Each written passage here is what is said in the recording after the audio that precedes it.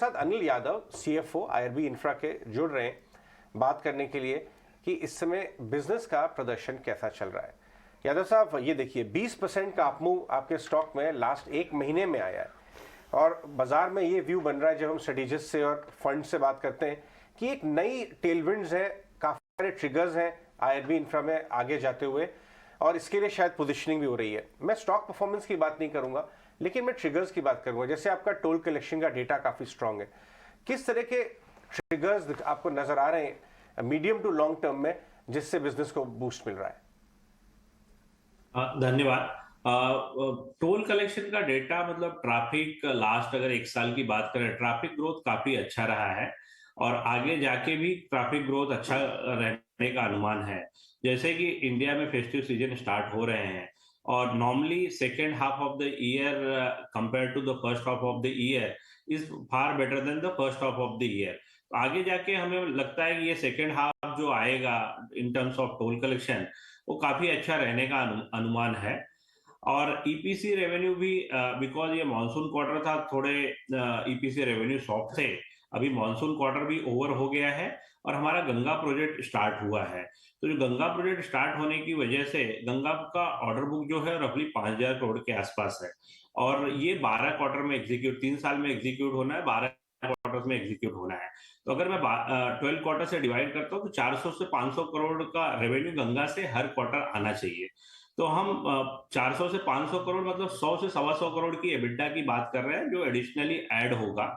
हमने इस क्वार्टर अगर कंपेयर करें corresponding quarter of the last year, profit double किया है और अगर ये 100 से 125 करोड़ का एबिटा और ऐड होता है तो हम यहाँ से भी डबल प्रॉफिट करने का अनुमान कर रहे हैं, कंसिडरिंग ये गंगा जो ऐड हो रहा है। आप ये कह रहे हैं कि FY24 की बात करें, 23 तो ऑलमोस्ट खत्म हो रहा है, FY24 में क्या प्रॉफिटेबिलिटी का विजिबिलिटी बता रहे हैं? सर हमने 23 का गाइडेंस दिया था, है ओके दिया है तो और उसमें उसमें हम कंस्ट्रक्शन रेवेन्यू 4,500 करोड़ की बात कर रहे हैं और जो लास्ट ईयर का कंस्ट्रक्शन रेवेन्यू था वो 4,000 करोड़ था और लास्ट ईयर तक जीएसटी कंस्ट्रक्शन रेवेन्यू का पार्ट होता था। तो अगर ये 4,500 करोड़ को मैं जीएसटी से एडजस्ट करूं तो 5,100 करोड़ के आसपास का रेवेन्यू होता है, जो कि 20% से भी ज्यादा ग्रोथ कंस्ट्रक्शन रेवेन्यू में आ रही है। और अभी गंगा स्टार्ट होने की वजह से second half of construction revenue काफी रोबस्ट रहेगा। एक और चीज बहुत सिग्निफिकेंट रही अनिल जी, और आपके लिए बड़ी ब्रोकरेज फर्म्स की तरफ से भी बात की कि मैनेजमेंट बहुत स्ट्रेटेजिकली डीलेवरेज कर रहा है अपनी बैलेंस शीट को और हमने देखा भी आपने प्रीपे किए हैं लगभग 6,300 करोड़ के डेट अक्रॉस द एंटिटीज। आगे आप किस तरह के और प्लान्स हमसे कुछ शेयर कर सकते हैं?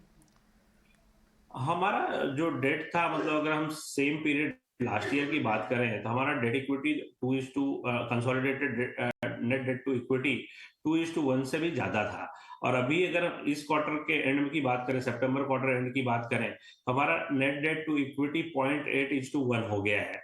तो हमने सब्सटेंशियली डेट कम किया है और आगे जाके जो नए प्रोजेक्ट का एग्जीक्यूशन होगा वो प्राइवेट इन्वेस्ट में होगा जहां आईआरबी 51% कंट्रीब्यूट करेगा और गवर्नमेंट ऑफ सिंगापुर 49% कंट्रीब्यूट करेगा। तो कंसिडरिंग ये जॉइंट वेंचर है, it does not gate consolidated.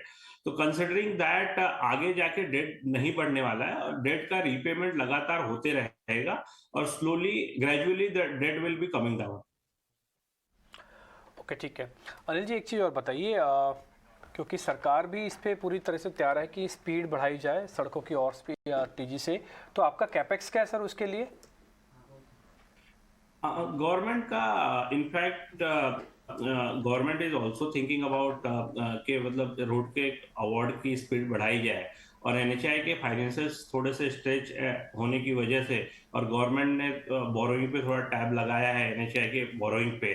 तो अभी एनएचआई में भी मतलब डिस्कशन चल रहा है कि ग्रांट जो हैम में आती थी वो ग्रांट को कम किया जाए और अगर ये ग्रांट कम की जाती है तो नंबर ऑफ प्रोजेक्ट जो एनएचआई अवार्ड कर पाएगा वो नंबर ऑफ प्रोजेक्ट डबल हो जाएंगे।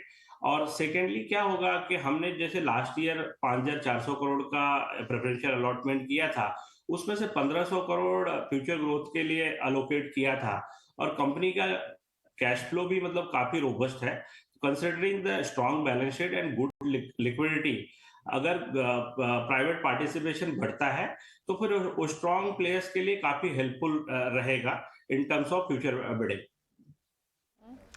ठीक है, और राइट, बिल्कुल, बहुत बहुत शुक्रिया अनिल जी आज समय देने के लिए। आईआरबी इंफ्रा लगभग 18% चला एक महीने में और अभी भी 240% तक का अप मूव बड़ी ब्रोकरेज फर्म्स आपके स्टॉक पर देखती हैं।